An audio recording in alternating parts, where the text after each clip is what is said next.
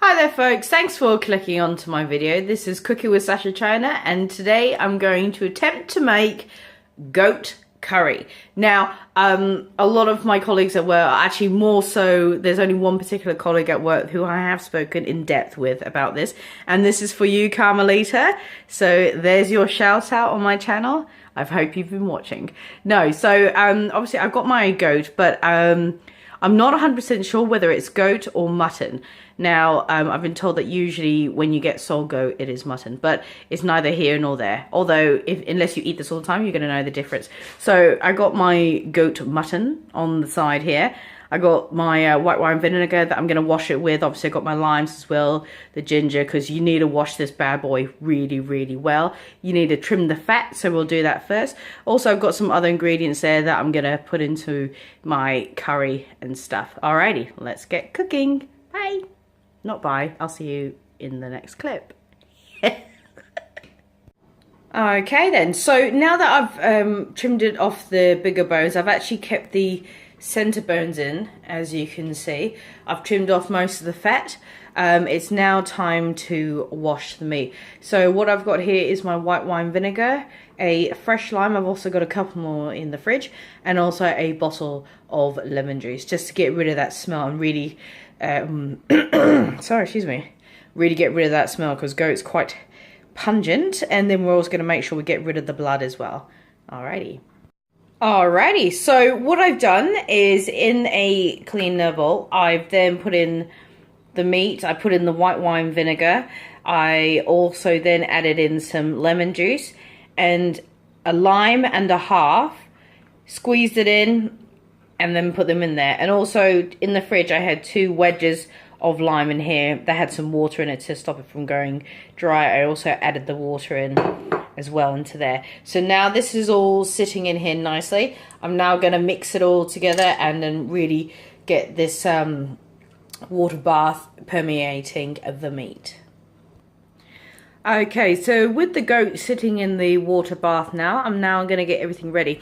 So I've kind of changed my mind. Obviously, it's still going to be goat curry, but it's going to be with a Thai twist. Obviously, with my being half Thai, well, yes, I thought it will go quite nicely. So obviously, I got some already chopped up kaffir lime leaves. I got the ginger. There's some galang-galang, which I actually need to get out. There's also some lemongrass over there, garlic, onion, spring onions, but some people call them scallions. I've got flat leaf parsley, coriander, all-purpose seasoning, pepper, salt, cumin, bay leaves, Thai chili powder, and some coriander ground up powder as well. Alrighty, so I'm gonna chop all of these up and get these ready. Okay, so what I've done, I've emptied the water bath and I've now put in here onions, garlic, galang-galang, ginger, lemongrass, fresh lime, some coriander, spring onions, salt, pepper, and some chilies as well. So now I'm going to let that just sit in there and get that all mixed in, and we're going to go from there. So what I've done as well, I've also got my bowl ready with all my ingredients, and I've got some onions there, garlic, spring onions, lemongrass, garlic, sorry, this was ginger and galang-galang chopped up. And then we've got my seasonings at the back there. And now we're going to start cooking. So the first thing we're going to do, we're actually going to brown off the meat. So in there I've just got my scraps of onion. I'm going to pop in my meat. Okay, so as you can see, it's set in the juices I had in the bowl. And also the onions and garlic, lemongrass, galang-galang, coriander. All those wonderful flavours, and it smells absolutely amazing. I've also just added a stick of celery and carrot just to help with a bit of the flavour. I know that we're going for an Asian flavour and I've just put in those, but sometimes I find it helps a bit. Alrighty, it's looking good so far. Okay, so as you can see, I've taken out the actual limes that are in there. Also the carrot and celery. I've now popped in the rest of the ingredients, which was the remaining onion, coriander, galang-galang, ginger, garlic, all that, and I put in the whole lemongrasses this time. Obviously you got to bash them in order to get the flavour out, and it's looking really, really good now. Now I'm going to add in some more pepper, salt and chili powder as well. Okay, so I've put in all the herbs there.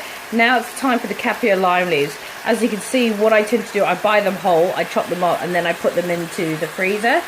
And so they're all ready just to add into my dish. So I'm going to pop those in there now and let that cook away. Okay, so what I've done, once I've cooked that off now, I've now taken the meat out. So obviously there's 3 pieces still with the bone in the middle, and obviously the rest I have actually chopped up from the 2 bigger pieces that I think was on the ribs.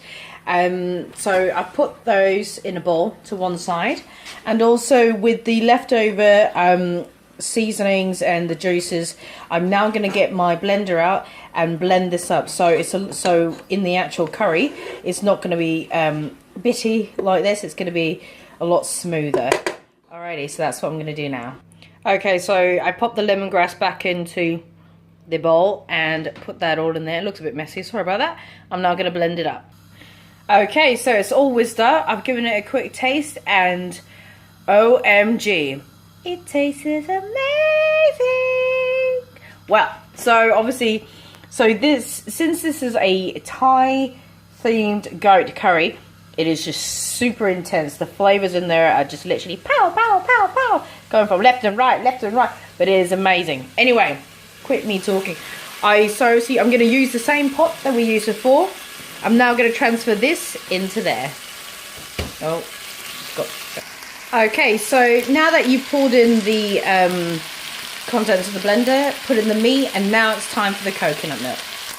So the first thing I do, at the top of the can, there's always the coconut cream and then the coconut milk underneath. I put in the coconut cream first. Okay, so that's the coconut cream mixed in. With the coconut milk, what I did with the blender that I blended the stuff up with, obviously to save just putting in water, the coconut milk, I popped it in there and whizzed it all around. So that's taken it all from the sides. And now we're going to pop that in.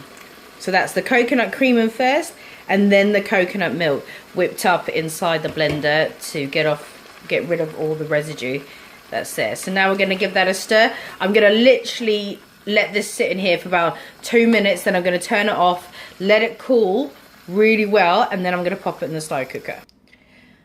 Alrighty, so I've turned it off the heat now. It's now going to be let to cool down, because I am going to pop it in the slow cooker, only because this is dinner for tomorrow night. So I'm going to put it in the slow cooker now, let it cool down, pop it in the fridge, and then turn it on tomorrow. But it's 80% done, but I think with this you need to make it cook for a lot longer. So yeah, we'll come back tomorrow when it's in the slow cooker. Okay, so I actually kind of lied to you guys a bit. So I've actually just popped it into the slow cooker now. I'm going to let that cool down and then put the lid on, put it in the fridge, and then have it for tomorrow. So anyway, yeah, so this is my version of a goat curry, Thai style.